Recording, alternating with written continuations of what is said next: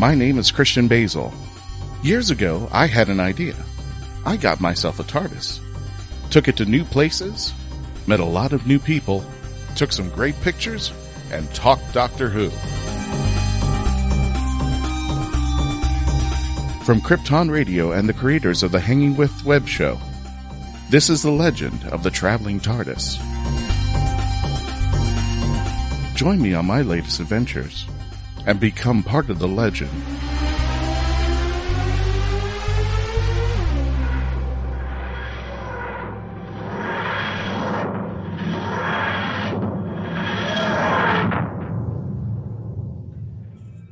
Ladies and gentlemen, fellow Whovians, kids all over the place, welcome to the Legend of the Traveling TARDIS radio show. My name is Christian Basel. We are excited today because we are recording live as we normally do, but today is a special day. If you're listening to if you're watching this, I should say, on the Facebook or the Hanging With channel or the Krypton radio channel or my personal page, today is May 19th, and there's a very special date to this.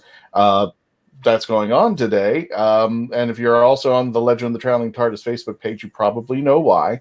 But we'll explain a little bit. Let me introduce our team for today that are going to be here helping me in the celebration of a piece of metal that's been traveling for about 8 years now. And we'll explain it to you in just a moment there. First of all, let me bring in Neisha Mulchan. How are you doing, Neisha?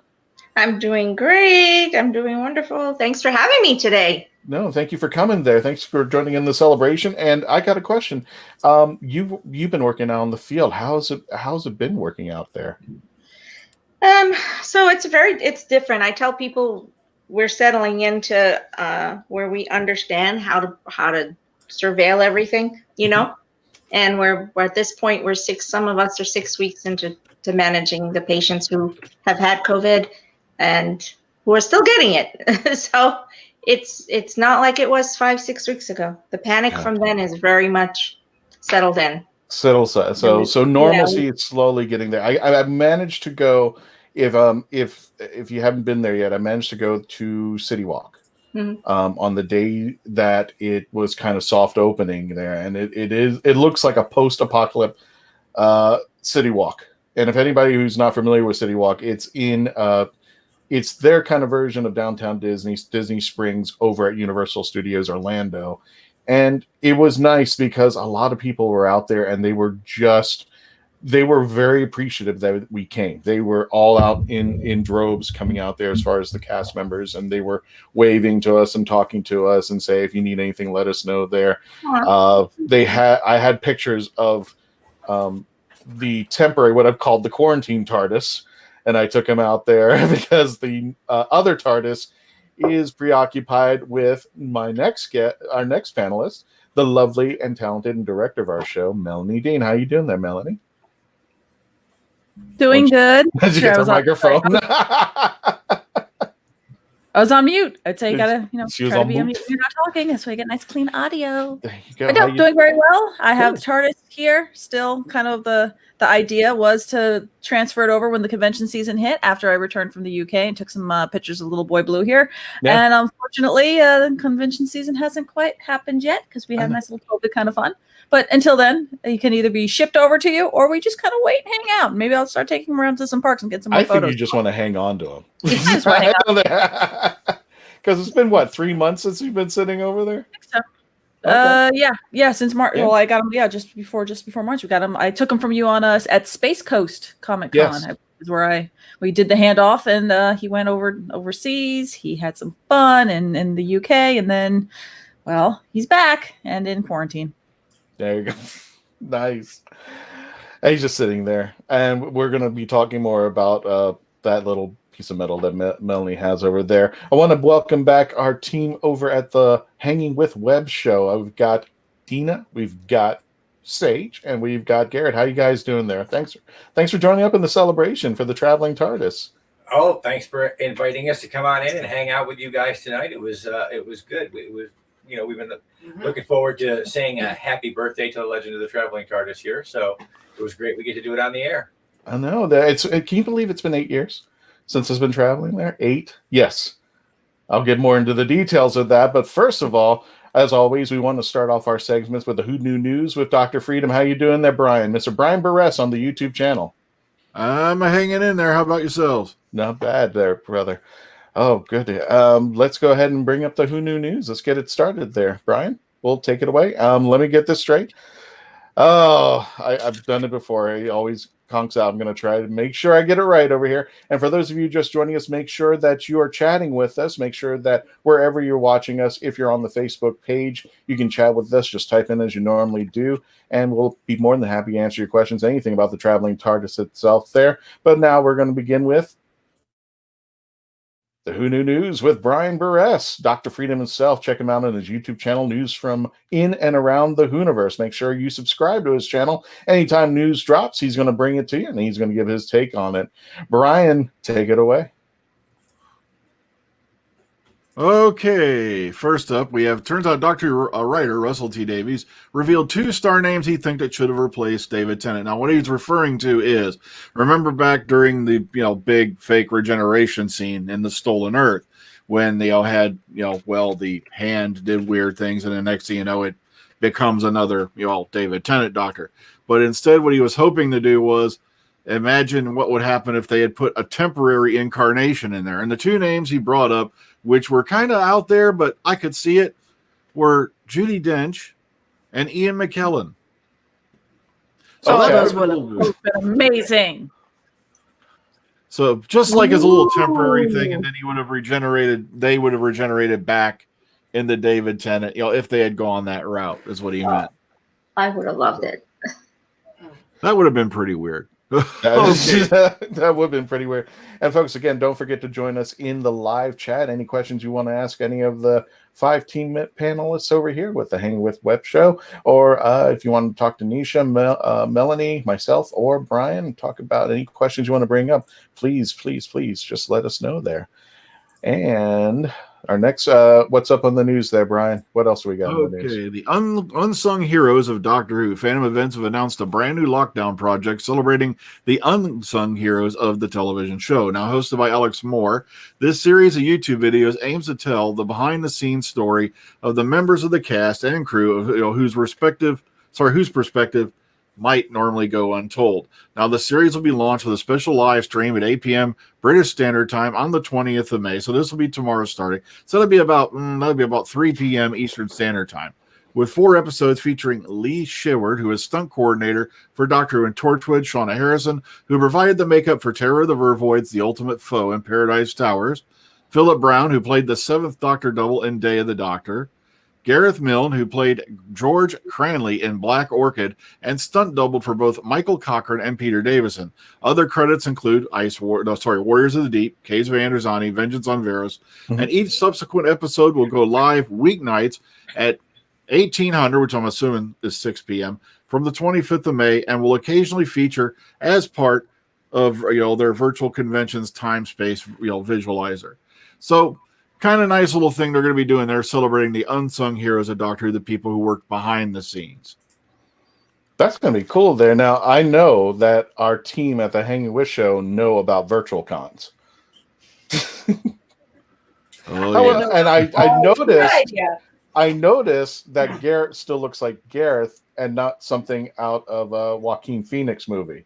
So why is that not happening? When's Amelia going to get with you to turn you into the Joker there, sir? We're probably a few weeks out yet, although most businesses and things around the state are opening up in small part.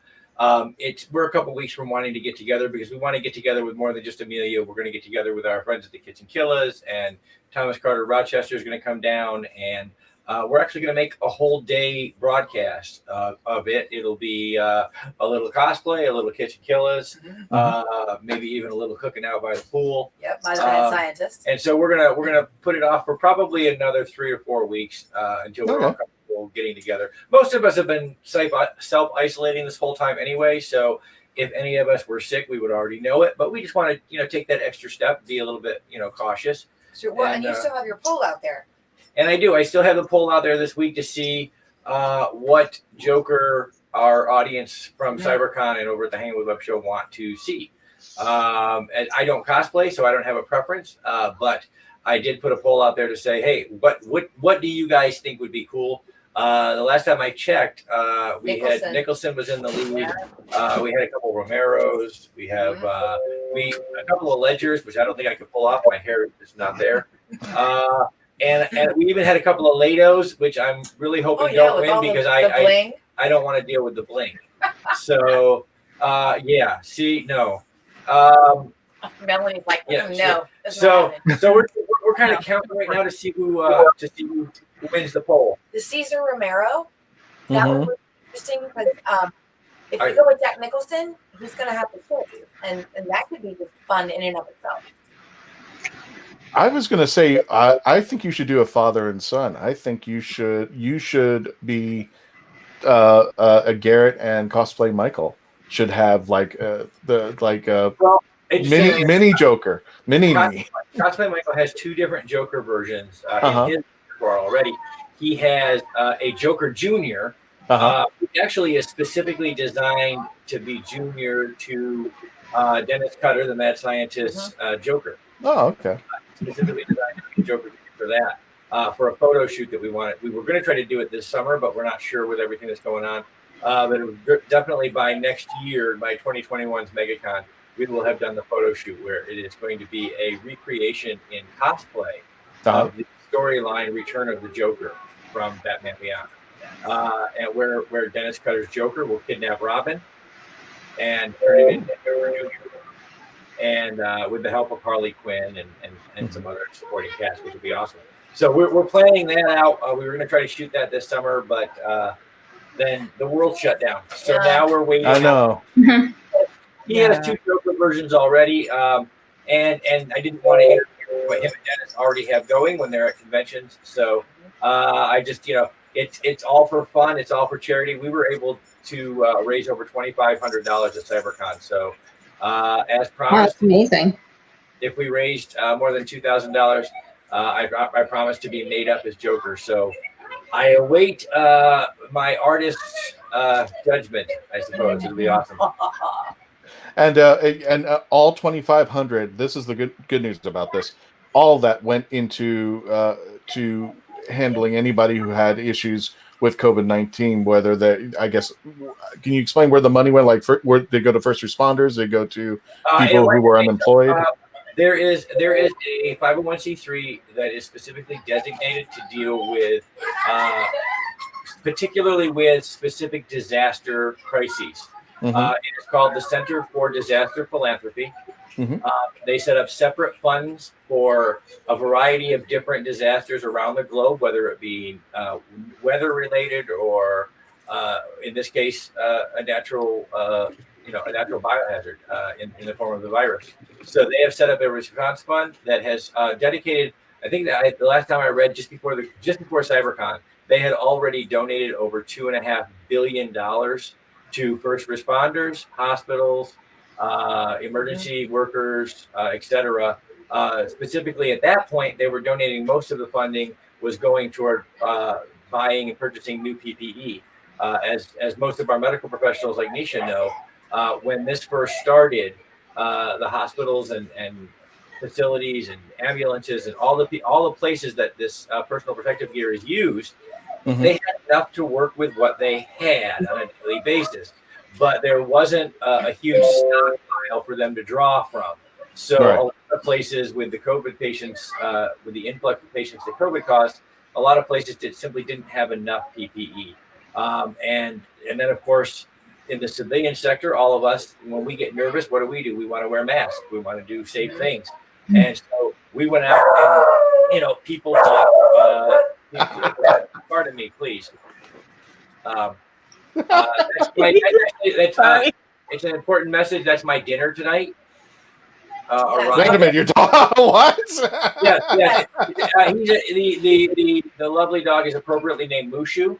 So I believe. I'm just hoping the dog's not your dinner. That's what I got from that. Now that you interrupted the show, I believe I'm in for some Chinese. Okay, well, speaking of which, I don't know where to go with this segment. So when I we think return what on a happened hard was break, Mushu was actually knowing that it was a commercial. It was time for a commercial break. That's it what was it time for a was. commercial break. When we return, Okay. we're going to continue with Dr. Freedom and more of the Who Knew News, and we're going to get to your chats. Please stay logged on, tune in, and continue to be part of the legend. Happy birthday to the legend of the Traveling Tardis. It's Germany, 1938. Charlotte is a 15-year-old girl living in the Jewish quarter. George lives in the city proper and enamored by Charlotte's charm and grace when she wanders into his cobbler shop. George decides right then and there that he is going to marry her. Follow along as this unlikely couple struggles to stay one step ahead of the Gestapo and their dramatic escape from Nazi Germany. Good things always happen in springtime, from author Joanne Fisher on Amazon.com today. Alien invaders enslave Earth. Unleashing hunters into the ruin wastes. One young survivor struggles to elude their monsters, clinging to hope. When he's stolen off the planet by a sarcastic starship AI, they pit their uneasy alliance against a treacherous galaxy. Explore a whole new verse of barbarism and betrayal. Wonder and adventure In the Scion series, by Michael J. Allen. beginning with Book 1, Scion Conquered Earth. Available in print, ebook, and audio on Amazon.com. And ladies and gentlemen, welcome back to the Legend of the Traveling TARDIS. My name is Christian Basel. I'm here with Doctor Freedom Brian Burress on the YouTube channel. I'm here with Director Melanie Dean. I'm here with the lovely Neisha Mulchan, a CEO of Diversely Geek. And I'm here with the Hangin With Web Show radio team. Oh, good grief. We're just having a little celebration going on over here. But as promised, we're going to continue the Who Knew News with Dr. Freedom himself. Take it away there, Brian. Okay, Black Archive number 43 is out. The latest release in this series looks at the fourth Doctor story, The Robots of Death. Now, this series from Obverse Books explores in detail the making of this story, first shown back in 1977. If you want to get into this stuff, Black Archives are pretty interesting. They do some really good work. You can order these over on Amazon. All right, and lastly for today, Mark Gatiss and Sacha Dhawan will join Doctor Who fans for an adventure and space and time watch along. Now, apparently this is going to go on this coming Saturday, the 23rd, and that's, of course, they're doing it in honor of November 23rd, but a few months later or a few months before, and apparently. Since this episode first aired back in 2013, the feature-length dramatization features David Bradley, of course, William Hartnell, and of course Sacha Dhawan, and of course the first director Waris Hussein. And the film, which was written by Gatiss, was who also wrote several episodes of Doctor Who, co-starred. Well, I already mentioned that. And of course, this will happen this weekend at 7 p.m. British Standard Time, so that's about 2 p.m. Eastern Standard Time on Saturday. Be sure to go look it up. And make sure to use the hashtag London 1963, I believe is what they're going with. And that's all I got. All right. Thank you, Brian. Thank you, Dr. Freedom. Again, check him out on the YouTube channel under Dr. Freedom. When the new Who News drops, he drops another video, and he's got a little opinion on it. But let's go ahead and jump on to the chats there. Want to welcome Jen Hogan. Hey, all. There you go, Miss Hogan. What is Jen's job with the Kitchen Killers? I just want to make sure I got the title right there, Gare. What does she do for the Kitchen Killers? I know she's a big, I don't want to say roadie. That's a bad word. Producer. She's just, got no audio over there on the Hangin With show. There we go. I think I would go something along the lines of chief cook, bottle washer, mistress of the internet. Okay. Mistress of the internet. I like that. We're gonna go with that, Jen. Okay. You are now the mistress of the internet there. That's right. We also want to welcome Maria. How you doing there, Maria? Hi, all. Thank you so much, Maria, for joining us there. Again, if you want to join into the chat, please go ahead and make sure that you are just chatting away, and we'll bring up your comments up over here on the Legend of the Traveling TARDIS radio show. Jean Elizabeth Glass, Judi Dench, swoon. Okay. So we got one part. Seriously, it's either Dame Judi Dench or Sir Ian McKellen as just a quick as the Doctor, and you know that they would have had fun with it too. It would have it could have been anything. So it's like, this would have been amazing. Sorry, just a moment. Trust me, I was geeking out when Sir Ian McKellen did that voice bit for the Snowman. Okay, for the Great Intelligence. Yeah. Oh That was awesome. I'm just. I wish. I don't know if anybody remembers, but Richard E. Grant, who had I don't want to say cameo, but he had a segment for that Christmas episode, and he Oh gosh, and what was it? What were those bad guys called? The ones without the faces. I can't even think of it. Oh, the Great Intelligence. The Great Intelligence. The Great Intelligence. I thought that was great because I kind of thought that it was his take. He was, for a very short time, for one small episode, he was the Ninth Doctor. He was actually, I think, if I'm not mistaken, Brian, BBC kind of declared him Ninth Doctor, and then all of a sudden we had a new Ninth Doctor in the form of Christopher Eccleston. Yeah, So, Scream of the Shulka. Scream of the Shulka. It's an animated one. It stars, gosh, I can't think of her name. I feel so bad, but it stars the woman who played the princess in Ace Ventura: When Nature Calls. That's where I remember her from. Gosh, but she's done a whole lot of movies there. I can't think of her name there, but we'll hopefully we'll figure it out later there. Phil Johnson shared on Mercy Comic-Con. Mercy Comic-Con. Can you give us a little bit more about that, Phil? I want to know what that is. Where's Mercy Comic-Con? Does anybody know where that is? No idea. No? Let us know more about that, Phil. Thank you so much for sharing it on there. Thank you so much. And Maria says, hi, Robert. Okay. And of course, Lady Gallifrey herself is popping in there. Hello, Gina. How you doing there? Well, thank you so much. And again, if you want to be part of the live chats, please make sure you're just typing in away, whether you're on the Hanging With Web Show Facebook page, whether you're on Krypton Radio, whether you're over at the Traveling Tardis, please just go ahead and chat away. Sophie Okanito. Thank you so much there. So Sophie Okanito played the companion for the Ninth Doctor, the Richard E. Grant in Screams of Shulka. So thank you for bringing that up there.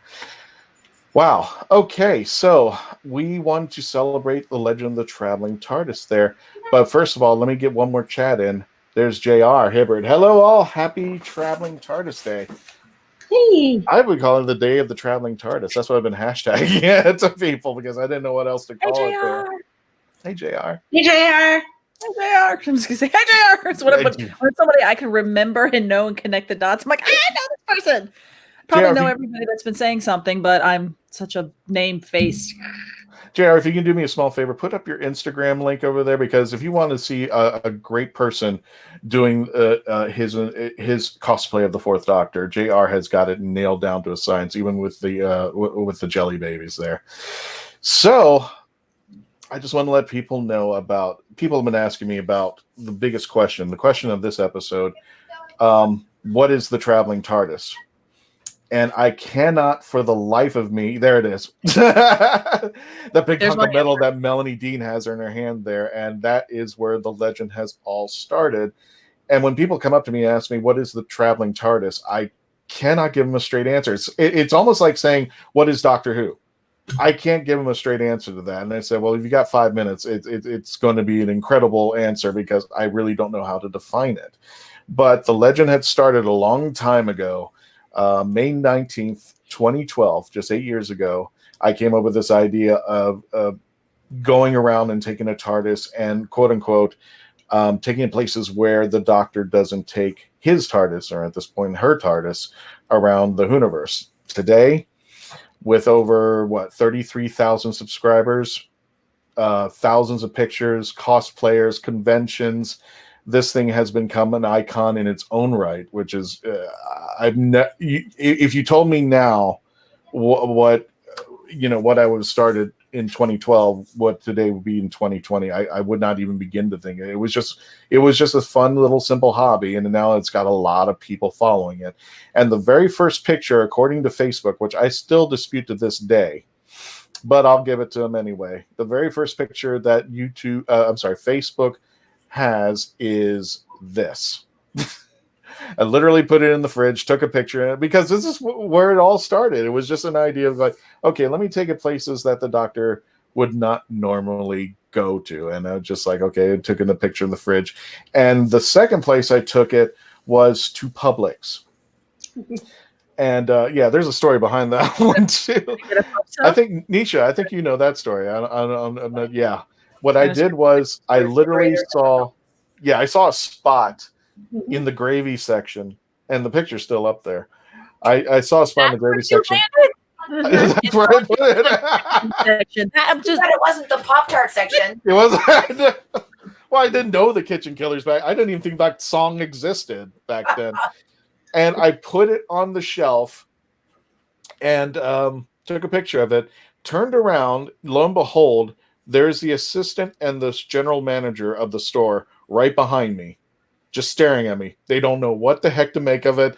I don't know what to say. I'm like, oh God, I'm going to get arrested with this hunk of metal thing. And I just took a picture of on their shelf. Well, later on, the Traveling Tardis would be... would start its own legend out there.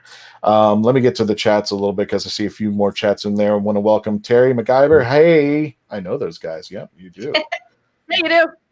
And for the people who were waiting for JR to bring up his Instagram, at the.4th.doctor at Instagram. It's all spelled out at THE.FORUTH.doctor on Instagram there. And we have Alfred Pennyworth.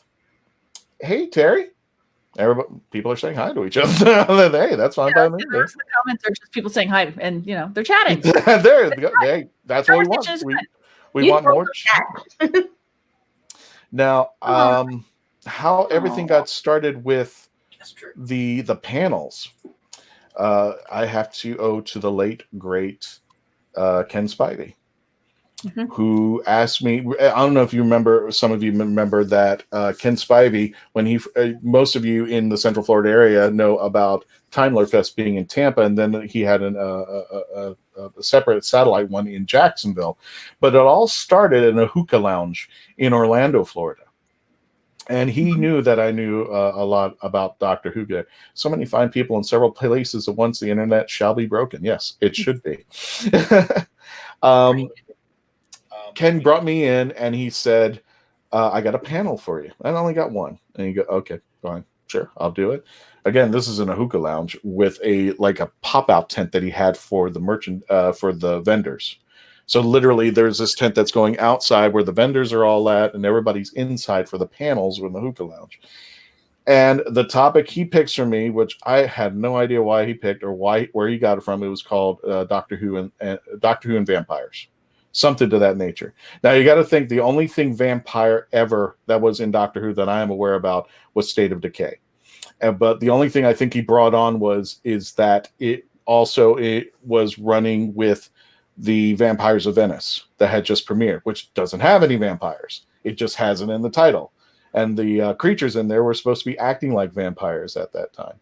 So that's, I don't know where he got it from or what he did. But from that point on, I started going to panels. And next thing I know, I'm being invited to MegaCon. I'm being invited to Florida SuperCon. I'm being invited to Space Coast Comic-Con to talk Doctor Who. I got to know you guys got a few minutes there. But when it came to this radio show, I have a question for Garrett. Because the radio show didn't start until 2018, just one day prior to Jodie Whittaker. That's how this radio show started. I've been on other radio shows, and the last radio show I did was with Ian Shaw, and he did Gallifrey Stands, which unfortunately he just recently ended the show there.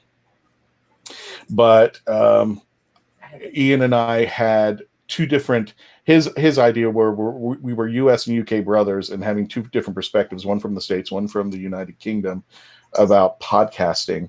And unfortunately, just because there was a 5-hour difference, it was just hard to do the podcast, which was, I felt really bad because after a while, we just mutually broke up, and we broke up on good terms. And it wasn't anything bad. It was just because we had a 5-hour difference. He was booking guests in the UK, and our schedules could not work. So I said I had to leave. Now, what I'm going to do is we're up on a hard commercial break, but I want to bring to the attention of Garrett as to why the Legend of the Traveling Tardis started. Because when I went to Garrett, I didn't go to Garrett. Actually, he went to me. Mm-hmm. And I want to know why exactly and I want you to tell everybody here why you started, why you thought this was a great idea to start the Legend of the Traveling TARDIS. Exactly there. When we return, folks, just stay logged on, stay tuned in, and please continue to become part of the legend. And thank you for joining us for this 8th anniversary of the Traveling TARDIS. Now on Amazon.com, iCoin from author Jeremy Mosby. It's an alternate reality, and the leader of the planet iCoin is none other than Benjamin Franklin. When corrupt officials threaten not only iCoin but the Earth as well, an unlikely chosen one, Jeremy, must face dark foes to save the Earth and iCoin alike. Author Jeremy Mosby takes readers on a superhero's adventure through this compelling and imaginative alternate universe. Get iCoin on Amazon.com today. Jackie Sonnenberg's My Soul to Keep is a ghost story rooted in the realities of actual cults. When 13-year-old Sky Monroe arrives at her new boarding school, all she can think about is death and connecting with the afterlife. Soon she discovers her school's spirituality group, the Guardians of Light, and they have a secret. They can speak with the dead, and the organization is a cult. But this isn't Sky's only problem. The campus house where Sky resides is haunted, and even the ghosts have an agenda. They intend on getting the souls they want. Filled with mystery and intrigue plucked straight from the headlines, author Jackie Sonnenberg's research and attention to detail give this ghost story an even more eerie atmosphere. Find My Soul to Keep on Amazon.com today. And welcome back, ladies and gentlemen, to the Legend of the Traveling Tardis radio show. My name is Christian Basel. I'm here with Doctor Freedom Brian Burress on the YouTube channel. I'm here with our lovely director, Melanie Dean, Pieces of Amelie. You can check her out on her Instagram, and she does videos here. She does live paintings as well, so check her out on her Facebook page. Neisha Mulchan, CEO of Diversely Geek. You got to check her out on her YouTube channel. She's putting out content constantly. Check it out over there. But speaking of content, I want to talk to Garrett and ask the question that I want him to say to everybody, because when he came up to me, I think this show was the first show to become part of the Hangin With Show media family. And I think the first question I think he brought up to me was, and it wasn't even a question, I think, if I'm not mistaken, Garrett, you basically said, okay, it's time. Yeah, it was basically, okay, it's time. But you elaborate more about that. About that. Well, the one of the greatest privileges of creating and hosting and producing the Hangin With Web Show has been that I get to spend a lot of time with some incredibly talented people, and it has become my job over the last 5 years to recognize talent and to make sure that the world gets to recognize that talent on some small way. When Christian and I met, he was with another radio show, and I knew about the Legend of the Traveling Tardis. I knew about the Facebook page, and I knew about the photos that he'd been taking and the places he was traveling to with the Traveling Tardis. And so when it became, when Christian left his last radio show, his last podcast, he came over and he co-hosted with me for a little while. Mm-hmm. And anybody who watches the Hangin With Web Show knows that having Christian and I on the same set is a lot of fun, but it's redundant. We both do the same job. So, we did that for 6 or 8 months, and I knew that Christian wanted to be back on the air again, but he didn't know quite, if he wanted to, make that leap or not. And so one day we were just sitting here, and we were talking about Christian around the studio, around the house. And I said, you know what? It is time. He needs to be where he's passionate. Yes. And I'm going to call him, and I'm going to tell him that we're going to do this. And I called him up, and I said, okay, we need you to be where you are the most passionate, which is in the Doctor Who universe, where you can talk Doctor Who, where you can talk about the geekdom and the convention scene and the things, and in the niche that you're most comfortable in. And you're ready for it. You've been co-hosting with me now for a long time. You co-hosted other shows before. There's no reason why this can't be, the Christian Basel show, where you can't do the show. And he said, well, how am I going to build the show around or whatever? And he and I talked for, I must have been an hour and a half. I think I said no at first or something like that. I was just like, he really did. He said no. He said, I don't know. I don't know if I want to do my own. I don't know if I want to do my own. I don't know if I can do an hour by myself. Look, I know every panelist here knows that if you guys just literally shut up for an hour, Christian would just go on and on and on. But he didn't think he could. Shut it. He didn't think he could. And he said, I'm not in agreement. What do you people? Thank you. How do I build the show? He said. And I said to him, I just looked at him and I said, Christian, you have already built the show. You just don't know it yet. He said, well, what do you mean? And I said, you have the Legend of the Traveling Tardis. You have this Facebook page. At that time, when we were talking, I think there were about 23,000 people already on the page. I said, you have about 23,000 people following this little toy TARDIS around as it takes pictures. Now imagine if you could give them once a week the adventures of the Legend of the Traveling TARDIS. And where have you been? What have you been doing?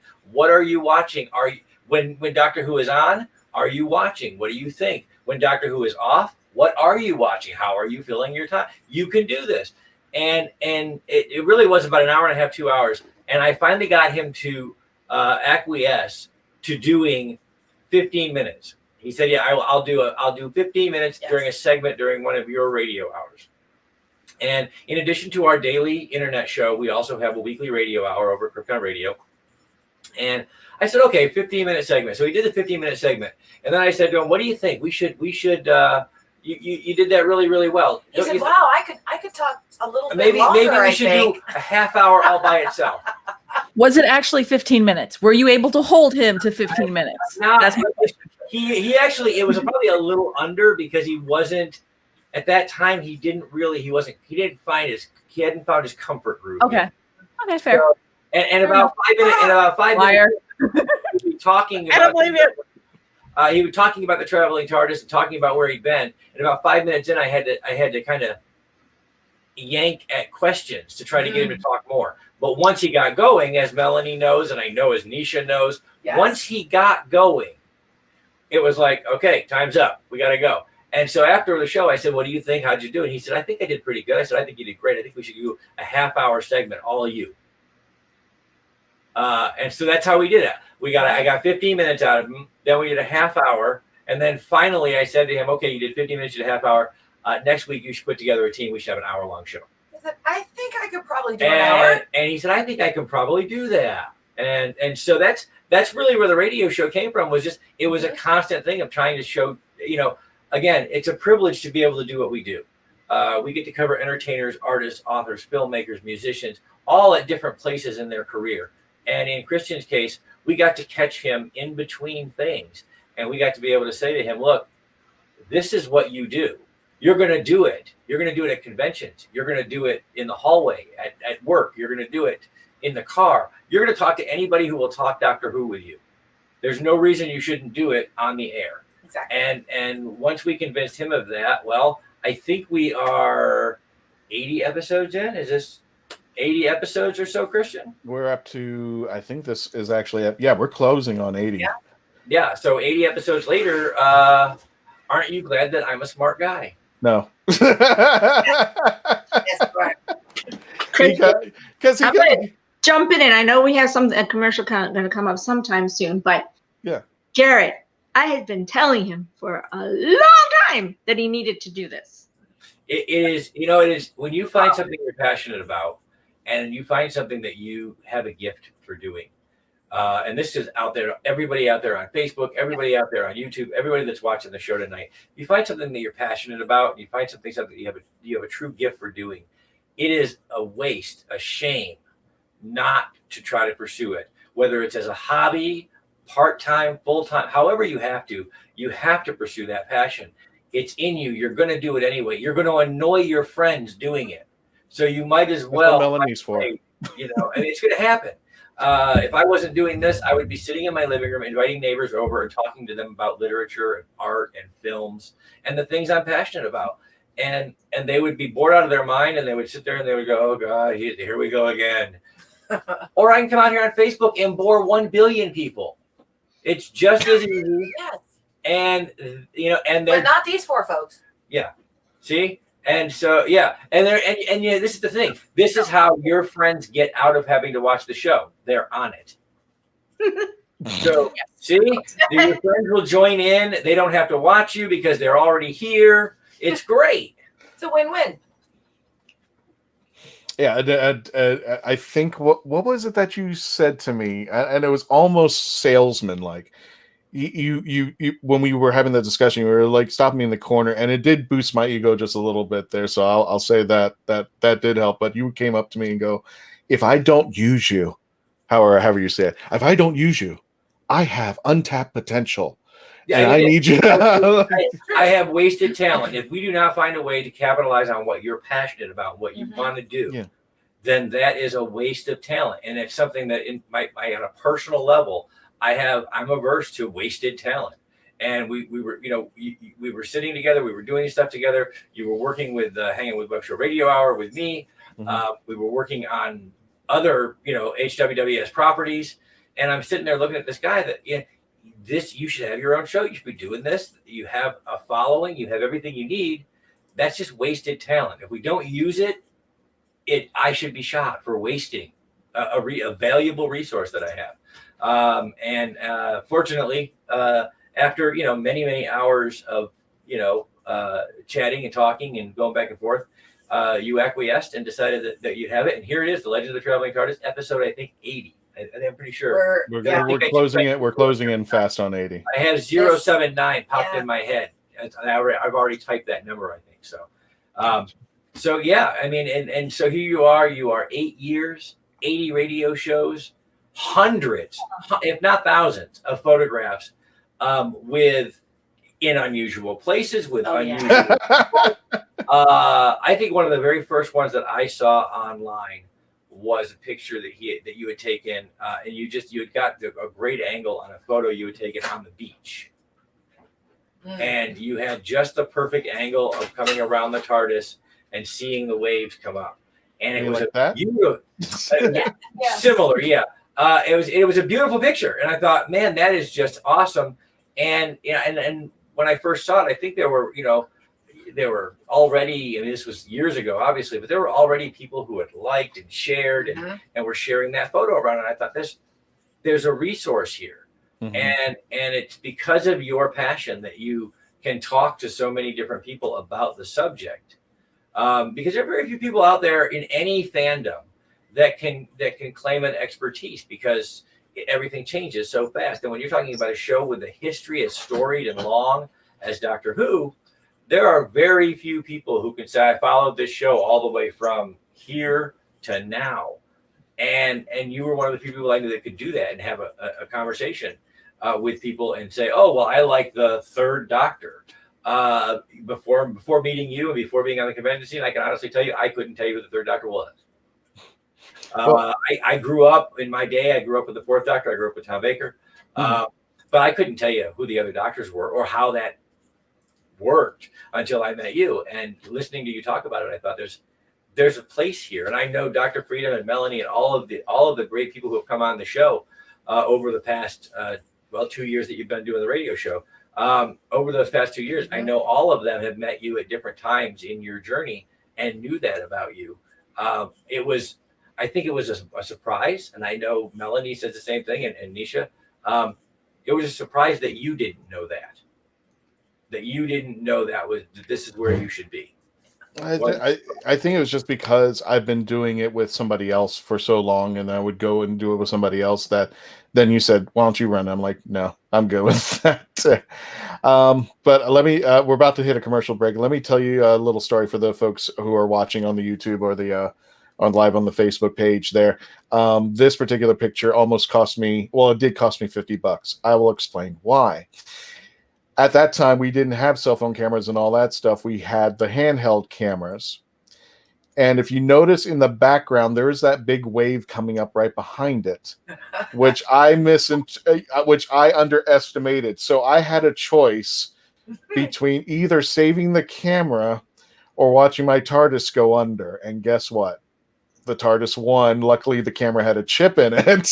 So I managed to get it out, but it cost me a good $50 for that particular picture there. It's a picture of, if you get a chance, you'll see it on the Facebook page there for those folks who are listening to the radio show. But it's the one that's famous for being in the ocean, and I put it there, and I didn't realize the rogue wave that was going to come in and wash it out like a boat on Deadliest Catch there.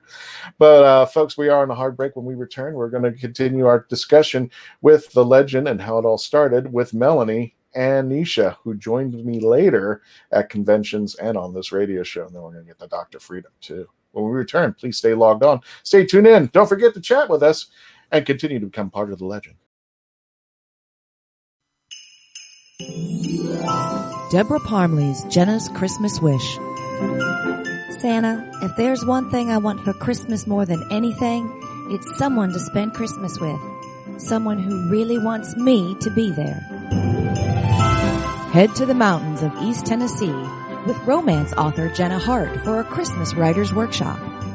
Since her mother passed after a long illness, Jenna has had one wish. She doesn't want to spend Christmas alone. Meeting Niccolo Maldini, cover model and actor, could make more than Jenna's Christmas wish come true. Unless Ember, Niccolo's ex-girlfriend, does something crazy to stop them from being together. It's a mountain Christmas romance you won't want to miss in Deborah Parmley's Jenna's Christmas Wish. Now on Amazon.com. And ladies and gentlemen, welcome back to the Legend of the Traveling Tardis. My name is Christian Basel. I'm here with Doctor Freedom Brian Burress, Melanie Dean, our director. We have the Hangin With Web Show radio team.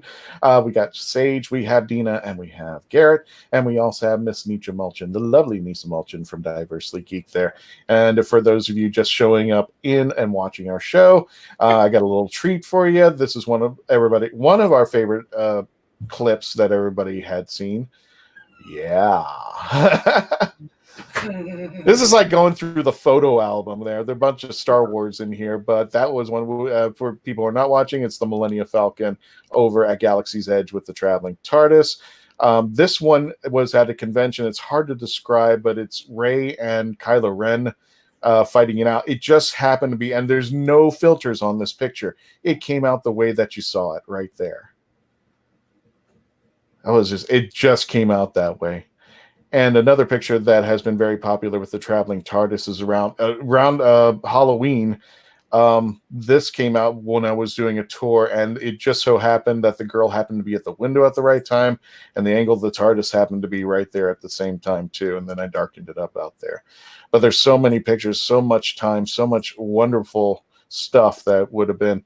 Oh, and I'm just going to throw this chat in because Maria says I would have saved that TARDIS too. So yeah, Maria, I don't doubt there.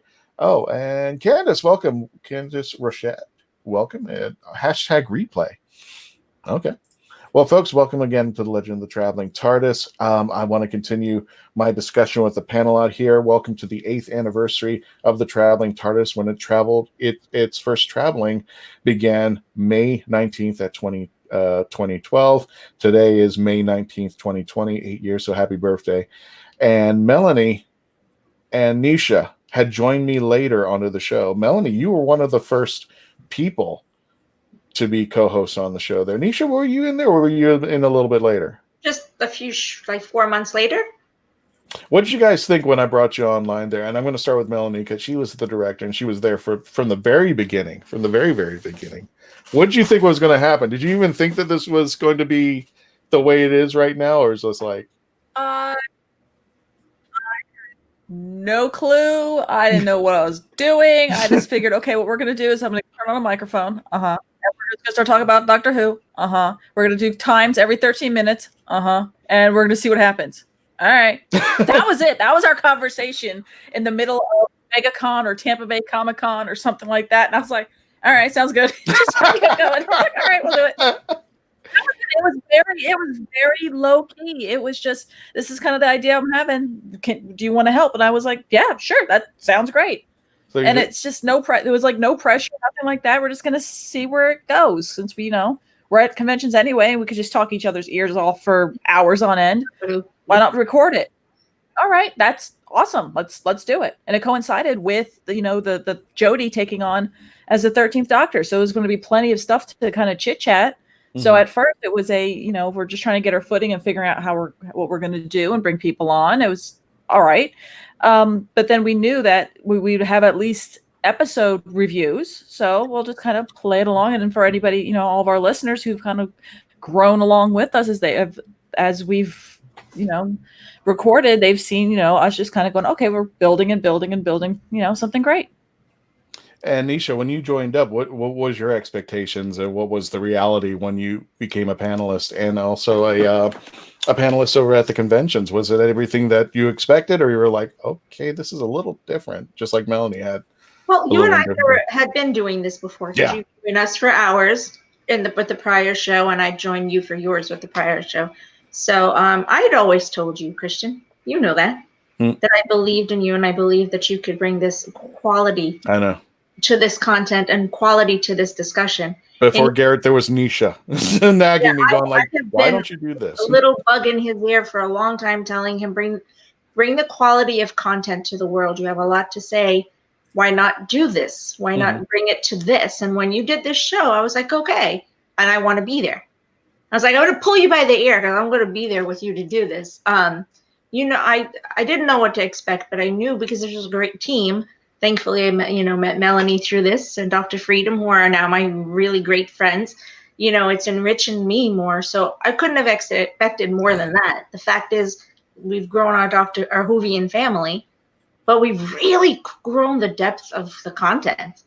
Yeah. Honestly, we really, truly have. We've gone in places that you've allowed me to share with you guys a lot more than I think that we thought we were going to go, you know? So no expectation, just wanted to go for the ride, really enjoy it. So.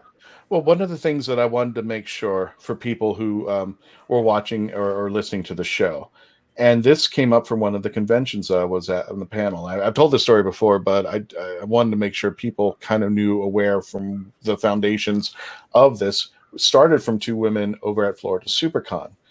And I had a panel over there. We were talking about, it was the premiere. It was going to be, Jody was coming up, and people were still kind of on the fence. And at the time, it started in its infancy, but bullying on the internet, bullying on Twitter started to happen. And it was kind of a scary thing that was going on over there. There were two women. We did our thing. We were talking about Jodie Whittaker, what we thought. We had some clips and things from Jodie. There's actually a clip right now. You can pull it up on YouTube. Christopher Eccleston and Jodie Whittaker performing together on stage, and that said this will be probably the only time you'll see these two in a multi-doctor doctor at least for Christopher Eccleston. So we were just joking around that, and at the end of the panel, as people were walking away, they were geeking out with us, and these two women were standing in the back room, and they hadn't even approached. They just looked like they were waiting, and then people started to leave, and the two women came up and approached me. And one of the questions we asked during the panel was, what did you think about Jodie Whittaker? Are you guys happy or sad about that? And the two women came up and go, we didn't want to raise our hands because we were not happy that Jodie was taking over. We don't like the idea. And I felt bad because I was like, if we're going to be into this universe, and if we're going to be doing this, and if we're going to do the radio show, I want to make sure that everybody has a say in whatever their opinion is.